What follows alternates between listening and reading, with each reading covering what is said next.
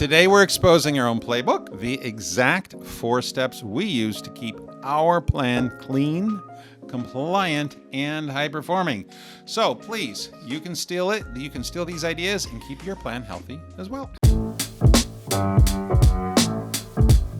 Okay, so the first step is start with the right design. Right. Your plan document is the foundation. It contains the rules or the references to the rules that govern how your plan operates, all right?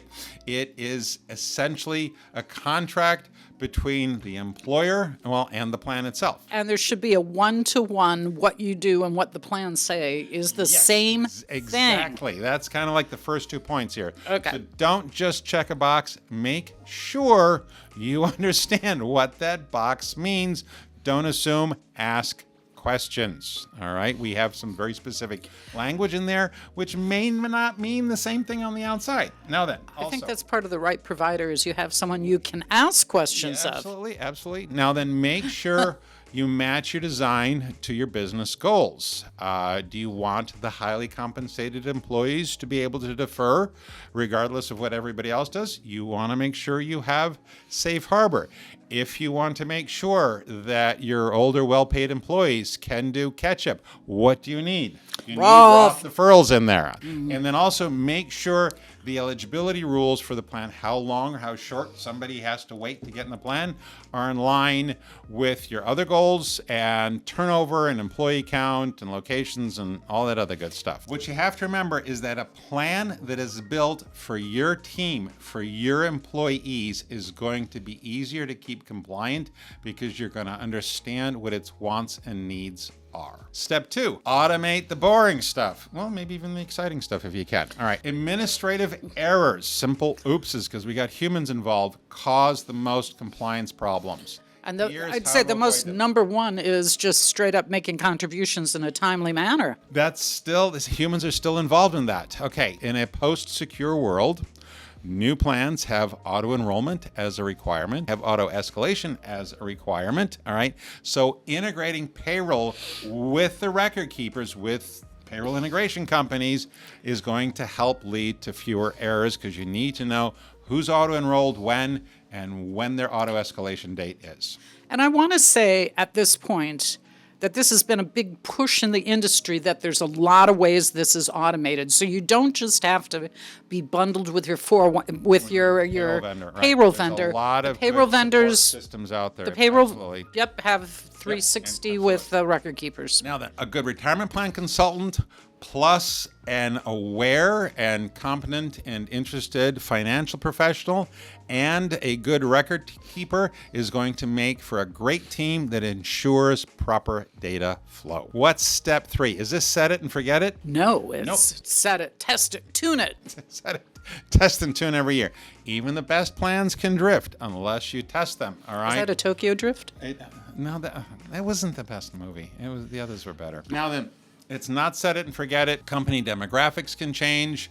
The ratio of highly to non-highly compensated employees can change. Compensation can change, etc. Ratio of over 50 to under 50 can change. All right, all these things can change throughout the life of the plan.